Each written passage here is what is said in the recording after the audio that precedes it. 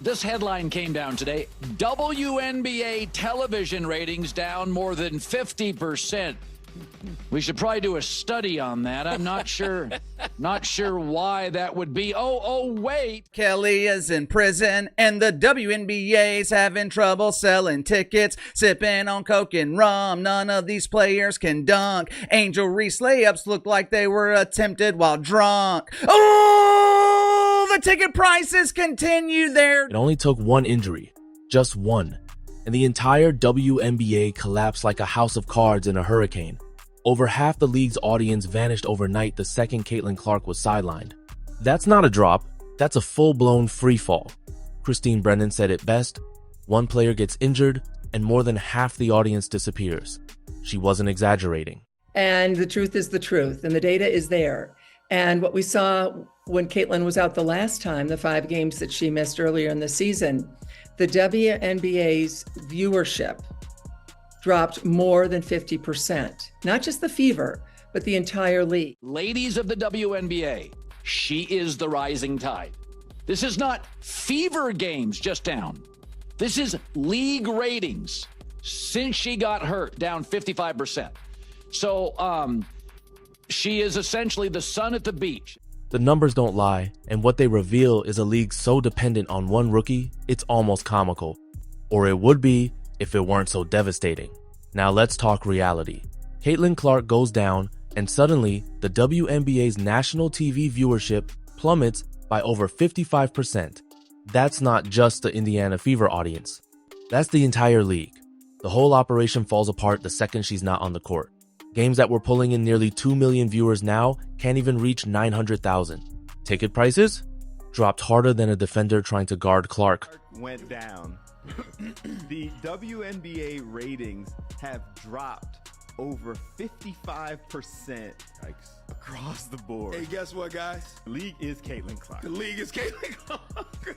She is the WNBA, guys. Sidelined with a left quad strain May 24th. National TV viewership has plunged since then 55%. Before the injury, they Fever, her team, were averaging 1.81 million viewers, almost 2 million. Since her injury, fewer than 850,000. Some seats went from over $1,300 to barely $80.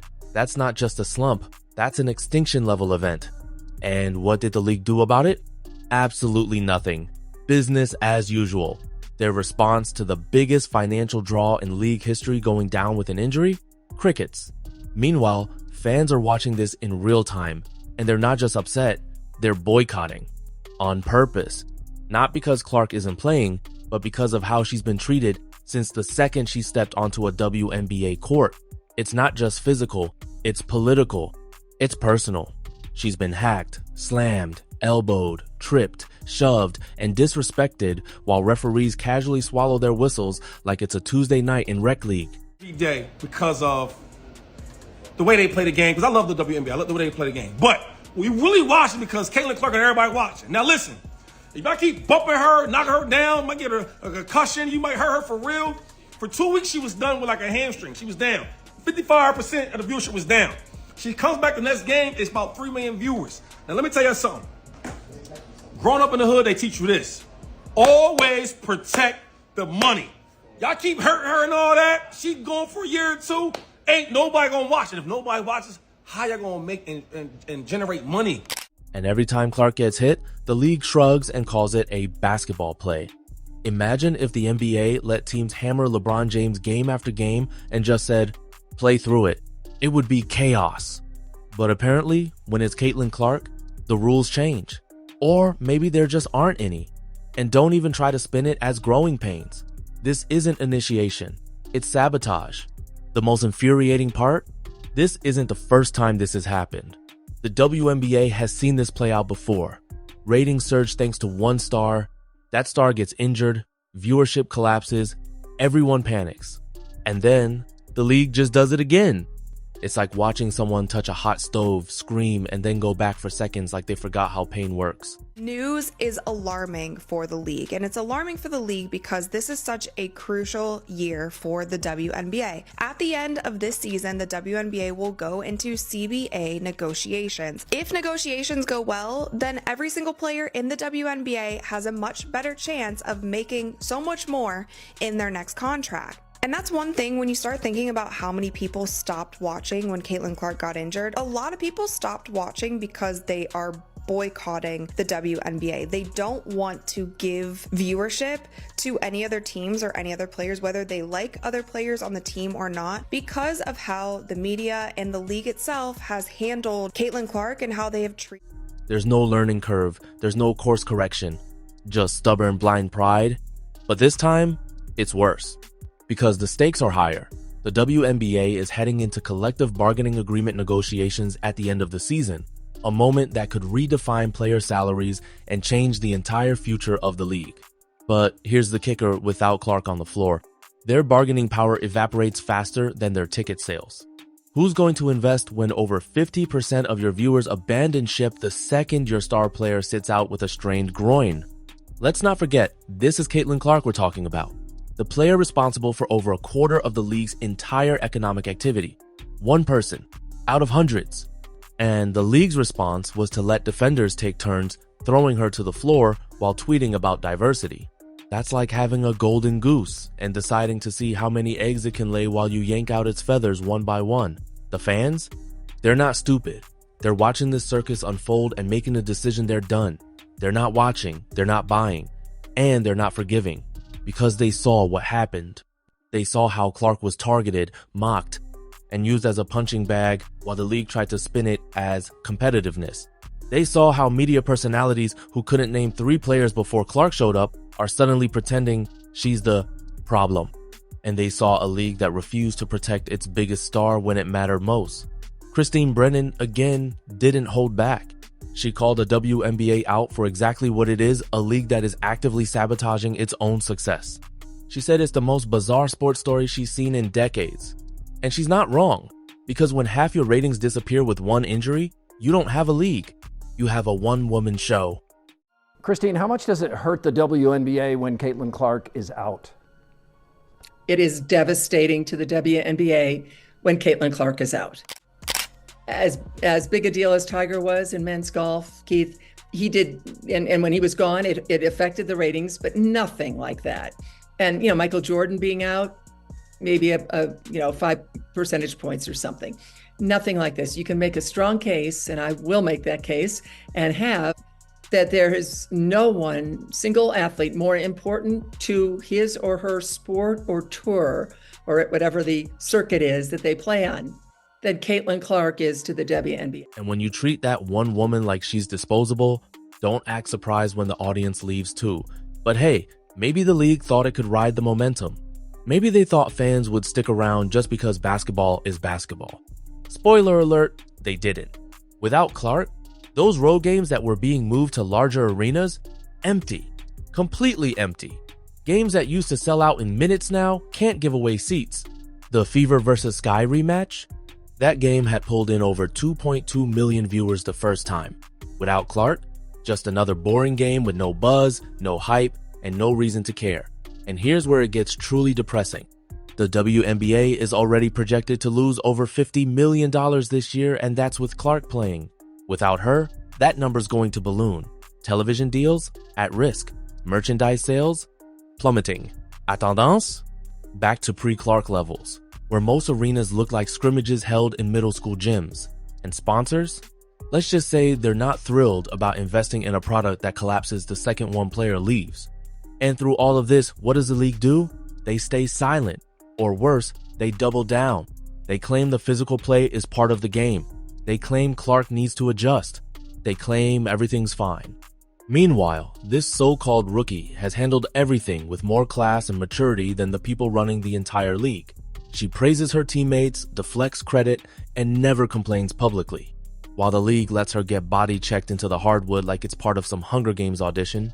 And don't even start with the "she needs to toughen up" nonsense. This is a player who hadn't missed a game since high school. This is a player who played through injuries, insults, and full-on tackle attempts. I don't even know where to begin, man. I hope Caitlin Clark is okay. I want to know when this injury even happened, bro, because let's be serious here. She has the quad injury. Mind you, Caitlin Clark hadn't missed a game since she was like 19 years old, since she was like 18 in college or something. Now she has a groin injury. We've never seen Caitlin Clark play as bad as she played the last 3 games. Let's just be serious here. She's like 1 for 20-something on threes in the last 3. We've never seen her shoot the ball this way. I'll say that. Has she been hurt and playing through this? And now, she's sidelined with a groin injury that likely came from compensating for a previous quad strain. Injury jumped to her groin likely because of compensation. But the thing that you have to be careful of is if, say, you try to rush her back from this injury as well, then you're getting into this territory where a very serious injury can happen. That is what the Indiana Fever, that is what Caitlin need to avoid the best that they possibly can. So if it means that Caitlin is out for 3 weeks, if it means that she is out all the way through All-Star, then so. Why? Because they rushed her back. Because they needed the money. Because the league was too afraid to say what everyone knew without her. There is no show. And now we're back where we started. The Golden Goose is hurt. The fans are furious. The numbers are dropping. And the league still hasn't learned a thing. The WNBA had a chance to build something real, something sustainable. Instead, they built a house of mirrors, all smoke, no substance, and when the only person holding the whole thing together needed support, they handed her a target instead. You want to know how bad it really is? Over 80% of flagrant fouls against Clark this season came from one team. One. And yet, when she tries to stand up for herself, she's called soft, or worse, called aggressive. It's a lose-lose situation. If she fights back, she's the villain. If she doesn't, she's weak. And all the while, the league lets it happen because they're terrified of admitting what's obvious. Caitlin Clark is the WNBA. Not just a part of it, not just a face. She is the product. She's the show. And they've done everything possible to ruin it. The craziest part? Kids love her. Not just adults, not just sports fans, families, parents. Thousands of kids wearing Clark jerseys in every arena she plays. Not just Fever gear, Iowa jerseys. Any team she's ever played for, she's inspired an entire generation of young fans who are now being taught that the league she saved can't even be bothered to protect her. The most tragic thing is that this didn't have to happen. It was preventable. With the right leadership, with real protection, and with a strategy focused on growth instead of pride, the WNBA could have used this moment to finally break through to the mainstream. Instead, they used it to remind everyone why they've been ignored for so long. And here we are, a few weeks without Clark, and the numbers are lower than they were last year. That's right. Even after all the hype, all the record-breaking ratings, all the sellout games, the league is back to where it started. Empty seats, weak ratings, and no one paying attention. So now the question becomes, will the WNBA finally figure it out? Will they admit that this isn't about jealousy or politics or fake rivalries? Will they finally protect the player who saved their league? Or will they keep pretending everything's fine while the whole thing crumbles? Let's be honest. Based on what we've seen so far, the smart money is not on common sense. It's on repeat mistakes. And at this rate, if Clark misses more time, the WNBA might not survive the fallout. Because in the end, you can only disrespect your audience for so long before they walk away for good. And right now, they're not just walking, they're sprinting. But wait, it gets worse. Because while Clark recovers from an injury that could have been prevented, the rest of the league is desperately trying to convince themselves that everything is normal, that this is just a temporary blip, that fans will come back once the games get more competitive. What they don't understand is that fans aren't just gone because Clark isn't playing. They're gone because they watched how she was treated when she was playing. This isn't about basketball anymore. It's about respect. It's about fairness. It's about a league that finally had everything it needed to succeed and chose to throw it away for petty reasons. The WNBA could have marketed Clark as the face of the future. Instead, they let her become the poster child for everything wrong with the league. And now they're paying the price. Literally.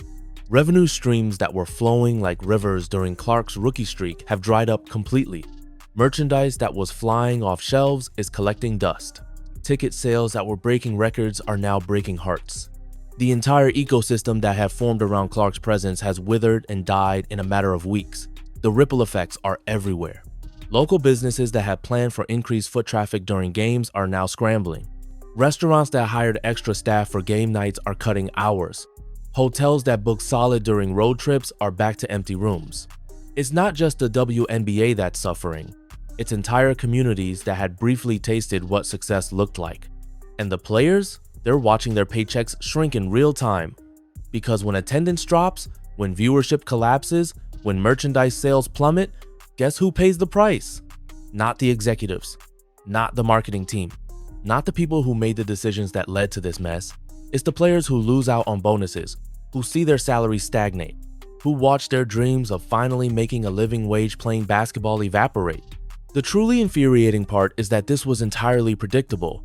Anyone with half a brain could see that Clark was single-handedly carrying the league. Anyone with basic business sense would have protected that investment.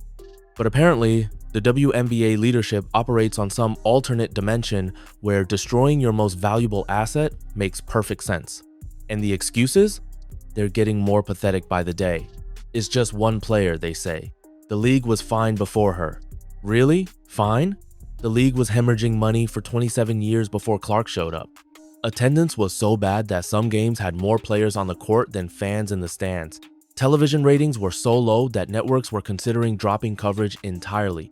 That's not fine. That's life support. But now, with Clark sidelined, we're getting a crystal clear view of exactly what the WNBA looks like without her. And it's not pretty. Games that should be playoff atmosphere feel like preseason exhibitions. Arenas that were electric with energy now feel like libraries.